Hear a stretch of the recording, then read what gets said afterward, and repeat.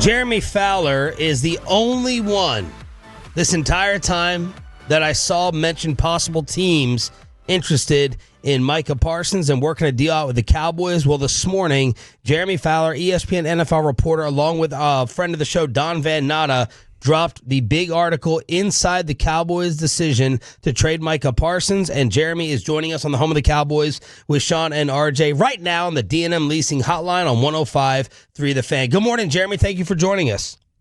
Hey, good morning, gentlemen. Thanks for having me. What was the breaking point in all of this, in your opinion?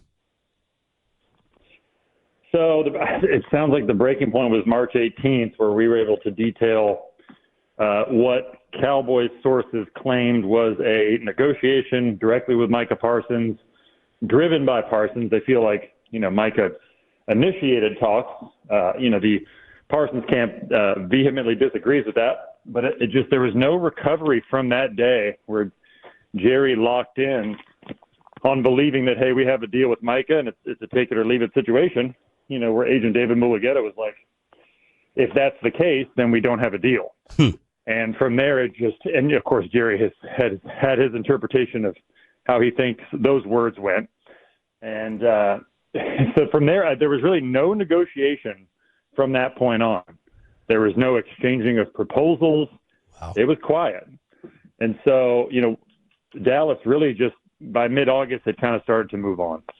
Jeremy, you know a lot of agents. You've been doing this for a long time. How unusual was Jerry's approach here of not only negotiating with Micah to the degree that he did, but also just not communicating with Mulugeta? How does this happen a little bit more often, than we think, or this stands alone? Well, a lot of agents I've actually talked to in the last few months, particularly about this Micah Parsons situation, do say that it's a hurdle sometimes with certain teams that try to go directly to the player. But Dallas is the most frequently known offender of that. It's called hot boxing, which you mentioned in the story. The team tries to get you in a box, kind of sink their teeth into the player, and then they can just cling to that, and it sort of puts the agent in a precarious spot.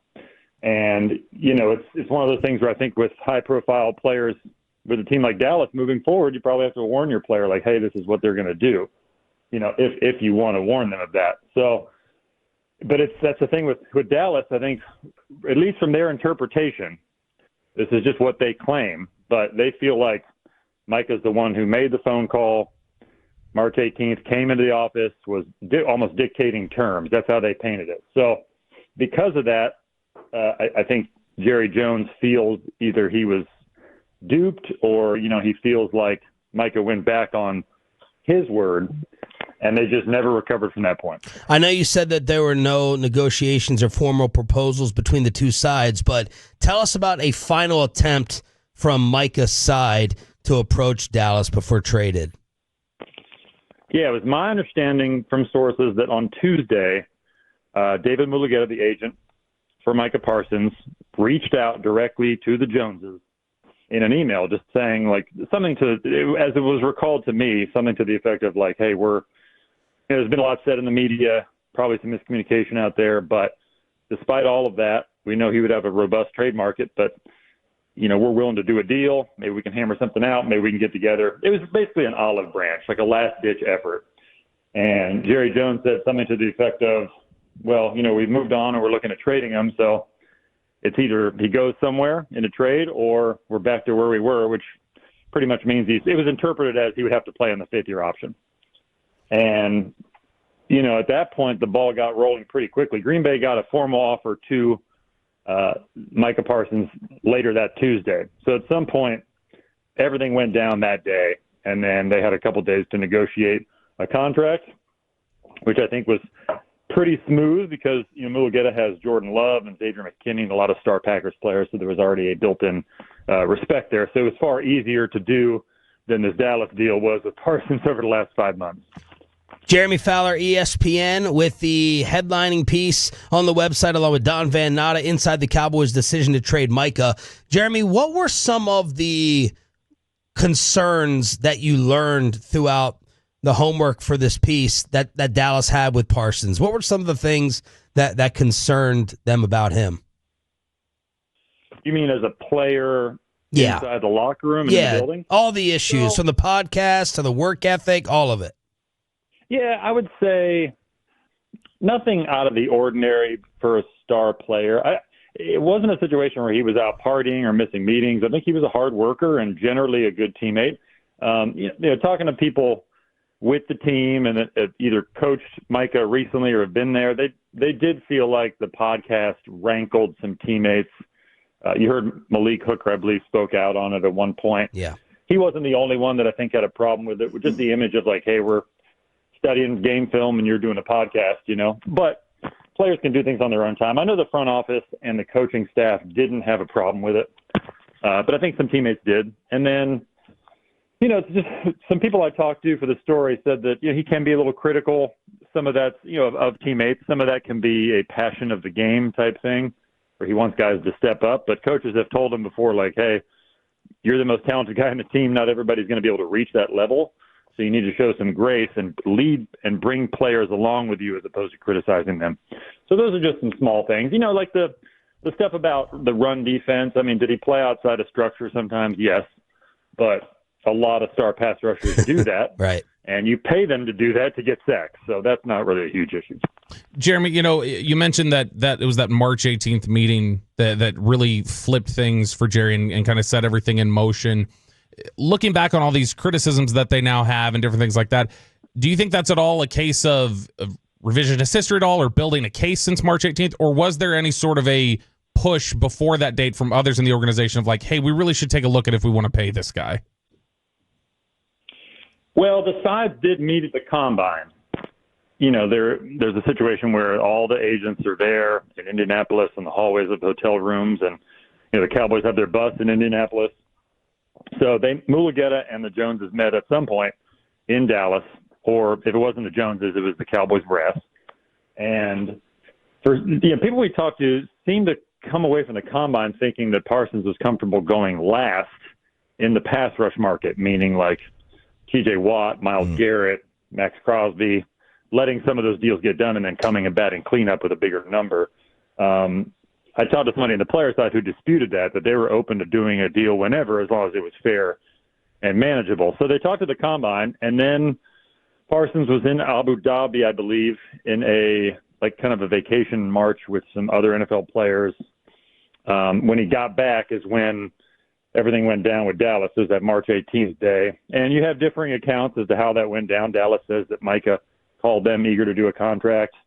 People on Parsons' side said, no, that's not true. He was getting called from Jerry about a leadership meeting, and then it steered toward contract talks. So either way, regardless, however it got to talking about a contract, it was discussed, and Mike at that point did call his agent, got his agent involved. Jerry called the agent, and then nothing went well from there because it was just nothing was happening. I mean, at that point, there was a fundamental disagreement. And for 4 months, you had nothing. And then the trade request. So it all seemed so silly because it was avoidable. And for whatever reason, Jerry Jones dug in on the agent part of it, where typically that's something you can work around. Jeremy, what's the Cowboys' explanation for not dealing him before the draft? Yeah, so I actually asked some sources specifically about that, and I was told that Dallas was not in the mode of trading Micah Parsons then. Like, they knew that the March meeting didn't go well, but they let it simmer, and they still thought they could revisit it at some point. Like, they weren't thinking pre-draft like Parsons is going to be gone.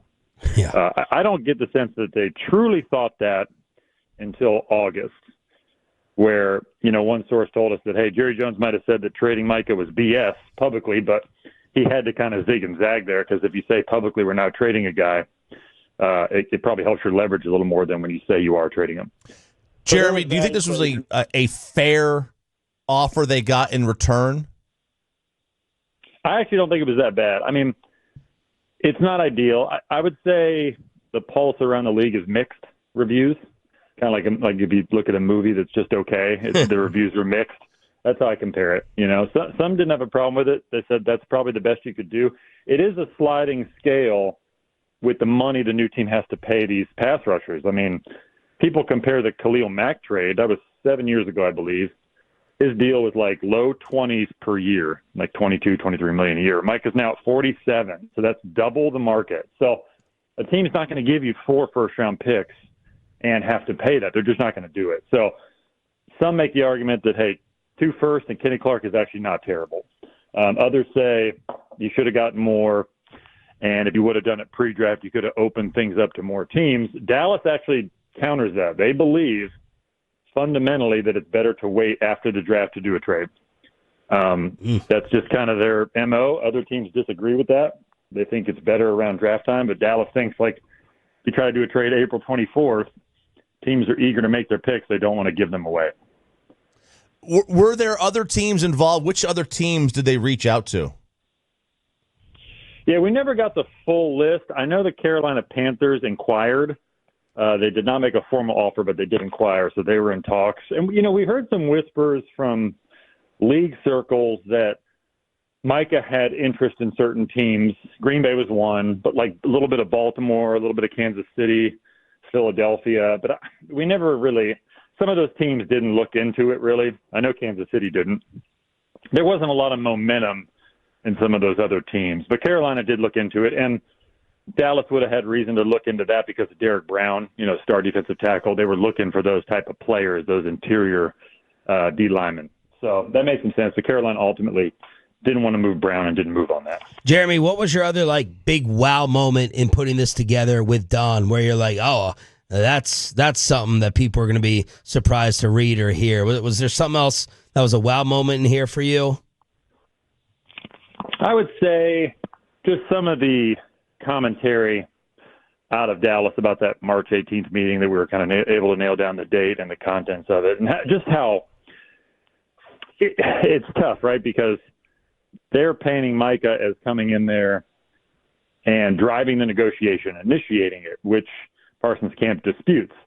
But people in Dallas have a lot of details about all of that, where to the point where if they were making that up, it would be pretty elaborate, you know? So just the sheer conviction that they have that Micah did this. And I would say the guarantees in the contract north of $150 million, I thought was pretty significant. We're able to nail down that number. And, you know, that would have put him in pretty elite air. Now, that was on a 5-year deal. That was kind of the problem versus a 4-year deal that Micah got in Green Bay that will help his earning power over time because he's under contract for less time. And then just some of the contents of the email they sent Jerry Jones, that he basically, from my understanding, just replied all and said, no, thanks. You know, I thought that was interesting because there was, you know, they had moved on at that point. Did Parsons camp kind of know they had moved on, and that's why they emailed that day? I don't know that, but I did kind of wonder and meant to kind of get to that in the reporting. Like, why did they email him on that Tuesday? I think it was partly because the whispers of Green Bay and some of the trade stuff had kind of surfaced online a little bit at that point. So hey, man. It was out there, and it's like, well, hey, let's address this. Jeremy, fantastic work. Thank you so much for joining us on short notice. Keep killing it on ESPN. We appreciate you. Hey, thanks, guys. Appreciate you having me. Jeremy Fowler, ESPN NFL reporter on the D&M Leasing Hotline.